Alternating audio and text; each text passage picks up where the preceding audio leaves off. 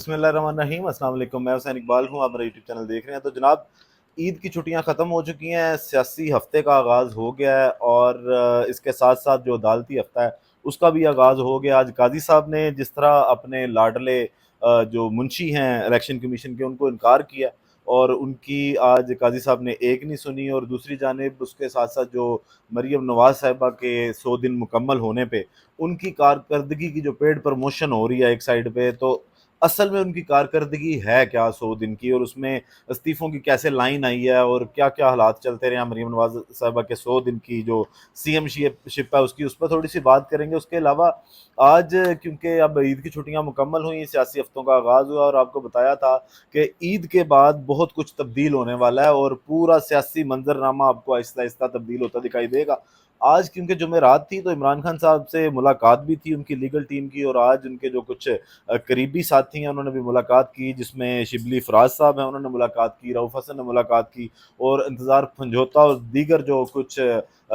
GB के भी थे रहनुमा, उन्होंने भी आज इमरान खान साहब से मुलाकात की। तो अब क्योंकि लॉन्ग मार्च की बातें हैं और एहतजाज की और जो एक रेजिस्टेंस दिखानी है पाकिस्तान तहरीक इंसाफ ने, एक अग्रेसिव अपनी सियासत का आगाज़ करना है बाकायदा ईद के बाद, तो उसके लिए तमाम जो गिलगित बल्तिस्तान हो या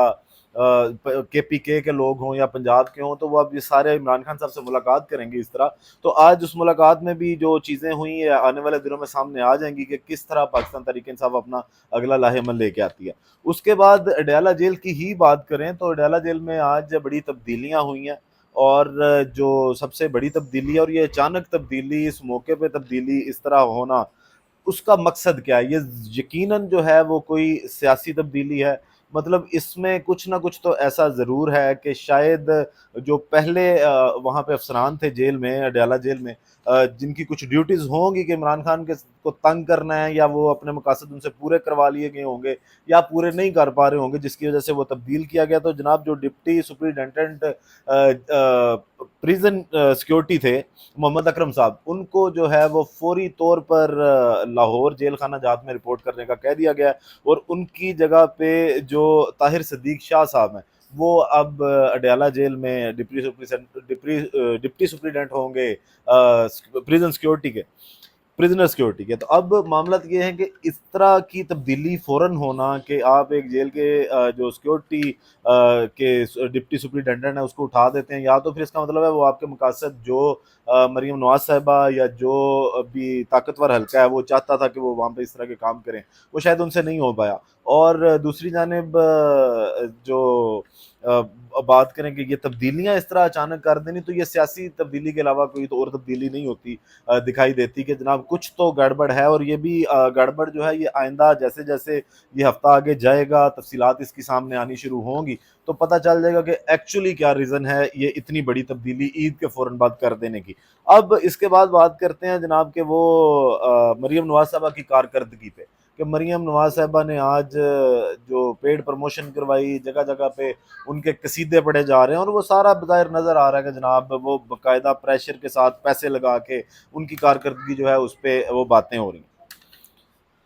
मरीम साहबा की कारकर्दगी ये है कि एक तो इनके दौर में जो किसानों का हाल हुआ, गंदम स्कैंडल आया और जिस तरह किसानों के साथ बर्ताव किया गया गंदम वाले मामलात पे, तो किसान सड़कों पे रहे, इनकी कारकर्दगी ये रही उन 100 दिनों की। उसके बाद ये हत्या इज़्ज़त बिल आया, और उस पर बिल आने के बाद सहाफ़ी जो है वो सड़कों पे रहे, और वो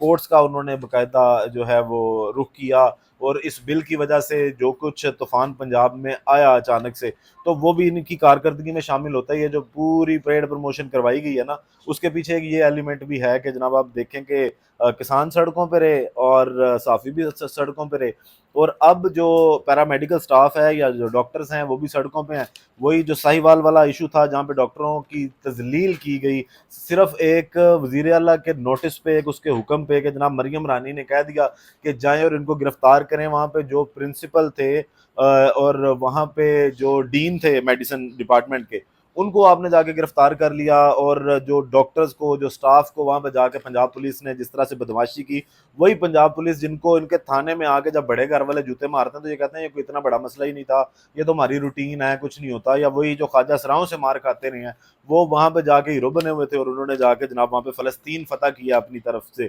کہ مریم بی بی کا آرڈر آ گیا، بس تو ہمارے لیے اب وہ ہسپتال جو ہے وہ غزہ ہی ہے، اور ہم نے وہاں سے اسرائیلیوں کو نکالنا ہے اور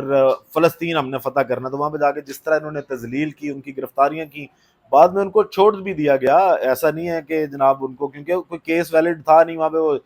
غالباً چھت گرنے کا واقعہ تھا، اور اگر چھت گری ہے تو اس میں آپ کی کنسٹرکشن والا جو مسئلے ہیں وہ مسائل ہیں، اس میں پرنسپل کا کیا قصور ہے، اس میں ڈین کا کیا قصور ہے کہ آپ عام سٹاف کو پنجاب پولیس بھیج کے گرفتاریاں کرواتی ہے، ان کی انسلٹ کرتی ہے، ان کی تذلیل کرتی ہے. پڑھ لکھ کے آپ کو اگر پتہ چلے نا مریم بی بی کہ آپ ایک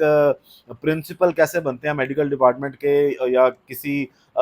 ڈپارٹمنٹ کے ڈین کیسے بنتے ہیں، تو آپ شاید یہ وزیر اعلیٰ جس طرح آپ بنی ہیں اپنے والد صاحب کی وجہ سے، اور جس طرح آپ جوتے صاف کر کے وزیر اعلیٰ بنی ہے، وہ ایسے نہیں بنا جاتا. اس کے لیے بڑی محنت، پوری زندگی کی محنت چاہیے ہوتی ہے، اور آپ نے ان کی تذلیل کی تو سارا پیرامیڈیکل سٹاف اور وہ جو نرسنگ سٹاف ہے یا وہ ڈاکٹرز ہیں، وہ اب آپ کے خلاف احتجاج کر رہے ہیں. مال روڈ پہ احتجاج جاری ہے. پھر اس کے ساتھ وہ جو ایک سٹاف نرس کو آپ نے گرفتار کیا ہوا ہے، حالانکہ اس کی بھی تحقیقات ہونی چاہیے کہ وہ جو انجیکشن آپ کہہ رہے ہیں کہ جناب وہ اس نے بغیر ڈائلیوٹ کیے لگایا ہوا. جسمہ بخاری نے بھی یہ بات کی کہ وہ جی انجیکشن ڈائلیوٹ نہیں کیا تھا، تو وہ انجیکشن ہوتا ہی پاؤڈر فارم میں ہے، وہ ڈائلیوٹ کیے بغیر تو لگ ہی نہیں سکتا. پھر اگر اس میں کوئی مسائل ہیں تو وہ بھی آپ کے ٹھیکے کے مسائل ہیں، جو میڈیسن ہاسپٹل کے اندر آتی ہے اس میں اس نرس کا کوئی قصور نہیں ہے. اگر وہ ان کی ایکسپائری جس کو آپ نے تلف بھی کر دیا، جو اندر کی خبریں کہ اس کے باقی بیچ کے جو سارے انجیکشن تھے اسی بیچ کے، ان کو جو ہے وہ بلڈوز کیا گیا، ان کو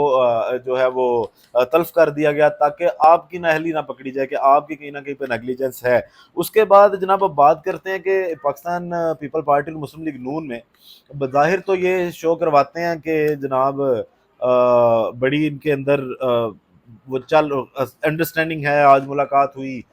شہباز شریف صاحب کی بھی بلاول بھٹو صاحب سے، اور انہوں نے اپنے بجٹ کے حوالے سے جو ہے وہ تحفظات کا اظہار بھی کیا شہباز شریف کے ساتھ کہ جناب یہ مسائل ہیں اور سندھ کے مسئلوں کو اگنور کیا جا رہا ہے. تو اوپر کے معاملات جو ہیں وہ ٹھیک لگتے ہیں. تو بظاہر ایسے ہے کہ جو نورے ہیں وہ اوپر کہتے ہیں کہ ہم ٹھیک ہیں، جو کشتی ہے نا وہ نیچے والوں میں چل رہی ہے. تو معاملہ کچھ یوں ہے کہ آج حنیف عباسی صاحب نے بات کی، اور حنیف عباسی صاحب نے بات کرتے ہوئے کہا کہ جناب یہ جو پیپل پارٹی کہتی ہے نا کہ ہم ایک پیج پہ نہیں ہے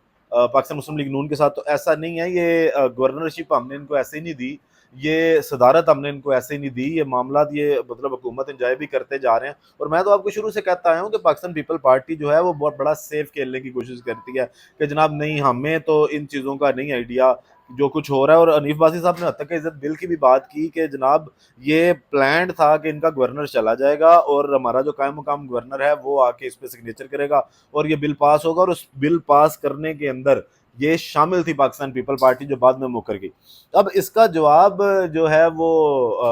جو محسن مرتضیٰ صاحب ہیں پاکستان پیپل پارٹی کے، انہوں نے دیا، اور انہوں نے آ کے جو بات کی وہ بڑی پاکستان مسلم لیگ نون کے لیے خطرناک بات تھی. انہوں نے کہا کہ یہ جو حکومت ہے نا اس وقت، یہ تاش کے پتوں کا گھر ہے اور اس میں 42 پتے ہمارے ہیں، اور اگر یہ نکلتے ہیں تو یہ تاش کے پتوں کا گھر جو ہے وہ نیچے گر جائے گا اور پاکستان مسلم لیگ نون کو اڈیالہ جیل جانا پڑے گا. یہ بات جب حسن مرتضیٰ صاحب نے کی تو اس کا پھر محسن جو رانجھا صاحب ہیں انہوں نے جواب دیا، اور وہ بھی بڑا کھل کے بولتے ہیں، انہوں نے تو سارا کوئی پردہ رہنے نہیں دیا. تو انہوں نے یہ بات کی کہ جناب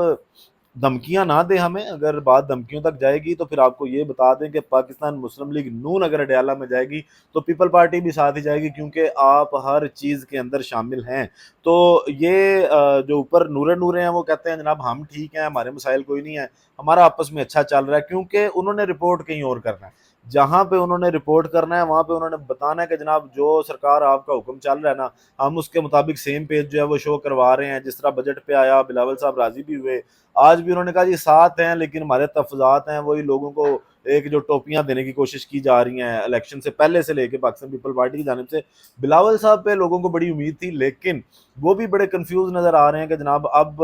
وہ جائیں تو جائیں کہاں. وہ پھر اگر جاتے ہیں تو صدارت بھی جاتی ہے، پھر گورنرز بھی جاتے ہیں، پھر کیسز کا سامنا بھی کرنا پڑتا ہے، پھر وہ جو صدارتی استثناء ملا ہوا ہے ان کے والد صاحب کو، آصف علی زرداری صاحب کو، وہ استثناء کدھر جاتا ہے؟ وہ سارے مسائل جو ہیں وہ اپنی جگہ پہ پھر بلاول صاحب کو نظر آتے ہیں، اور بلاول صاحب ظاہر اس پہ پریشان نظر آتے ہیں. تو یہ جو نیچے ہے وہ کشتی ان کی چل رہی ہے، اندر کھچاؤ بہت زیادہ ہے. اور اگر ابھی تو ان کو کوئی باہر سے باقاعدہ، جس طرح پاکستان تحریک انصاف باقی جو اپوزیشن ہے اس کے ساتھ مل کے ایک الائنس بنا کے اپوزیشن تگڑی اپوزیشن کرنے جا رہی ہے، اس کے بغیر ان کے یہ حالات ہیں. تو جب وہاں سے پریشر آئے گا تو پھر یہ واقعی تاش کا گھر جو ہے وہ بالکل بکھرتا ہوا آپ کو دکھائی دے گا. دوسری جانب جناب اب بات کریں سپریم کورٹ کی، تو سپریم کورٹ میں بھی آج وہ جو بڑے اہم کیس کی سماعت تھی، وہی معاملہ سارے کہ جو الیکشن میں گڑبڑ ہوئی اور وہ پورے پاکستان میں ہوئی، اس پہ جو ہے وہ ٹریبیونلز کا معاملہ تھا. اور اس ٹریبیونل کے معاملے پہ قاضی صاحب نے آج الیکشن کمیشن کی جو تشکیل کا فیصلہ معطل کرنے کی استدعا تھی جو الیکشن کمیشن کی، وہ مسترد کر دی ہے. اور اس میں قاضی صاحب نے آج بڑا اس چیز کو اکنالج کیا ہے، کیونکہ یہ مسئلہ صرف ایک صوبے کا نہیں ہے، یہ سارے جو صوبے ہیں ان کے اندر جو الیکشن میں گپلا کیا گیا، خاص کر پنجاب میں. کیونکہ میں شروع دن سے کہتا آ رہا ہوں سب سے بڑی کاروائی جو ہے الیکشن کمیشن نے پنجاب کے اندر ڈالی ہے، پنجاب کے اندر پاکستان مسلم لیگ نون کو نوازنے کے لیے. تو ایک تو یہ ہے کہ وہ تمام ریکارڈ جو ہے وہ طلب کر لیا گیا. دوسرا، قاضی صاحب نے پھر یہ بات کی، انہوں نے کہا کہ جناب اگر ہر چیز پہ آپ صدارتی آرڈیننس ہی لے کے آنا چاہتے ہیں نا، تو پھر اس کا مطلب ہے آپ پارلیمان کو بند کر دیں. تو قاضی صاحب بھی آج تھوڑا سا انڈرسٹینڈ کرتے ہوئے دکھائی دیے ہیں ان مسائل کو کہ جناب واقعی مسائل ہیں، الیکشن کے اندر مسائل جو ہیں وہ آئے ہیں. اور قاضی صاحب کا یہ کہہ دینا کہ الیکشن کمیشن سے الیکشن صحیح طرح سے نہیں کروائے جا چکے، تو قاضی صاحب نے شاید وہ منشی جو لاڈلا، بڑوں کا لاڈلا، اور جنہوں نے پورے الیکشن میں تباہی پھیری الیکشن کے دوران اور اس کے بعد بھی، فارم 47 والے جو چیف الیکشن کمشنر صاحب ہیں، ان کو آج قاضی صاحب نے تھوڑا سا جو ہے وہ جھٹکا دیا ہے کہ جناب نہیں، صرف آپ نہیں میرے پہ ڈال سکتے چیزیں. آپ کو یاد ہوگا نا کہ چیف الیکشن کمشنر نے کہا تھا میں قاضی صاحب سے بات کی تھی، میں نے قاضی صاحب نے ماننے سے انکار کر دیا تھا جب وہ آر اوز اور ٹی آر اوز والا مسئلہ تھا کہ جناب وہ جوڈیشری سے ہونے چاہیے، اور قاضی صاحب نے کہا نہیں یہی ہمارے ہیرے ہیں. تو آج اس کا تھوڑا سا رپلائی قاضی صاحب نے ان کو دیا ہے کہ میرے یہاں لاؤ گے تو جناب این جی ہوئے گا. ٹھیک ہے، تو یہ سارے معاملات جو ہیں یہ ابھی اب آگے جاتے جاتے آپ کو گرم ہوتے دکھائی دیں گے بڑے. یہ اب جب عید کے بعد سے جو سیاسی ہفتے کا آغاز ہوا ہے، یہ کافی گرم ہفتہ دکھائی دے گا سیاسی طور پہ. باقی ویڈیو کا اختتام کریں گے اسی دعا کے ساتھ کہ اللہ تعالیٰ پاکستان پر اپنی رحمت نازل کرے. پاکستان زندہ باد.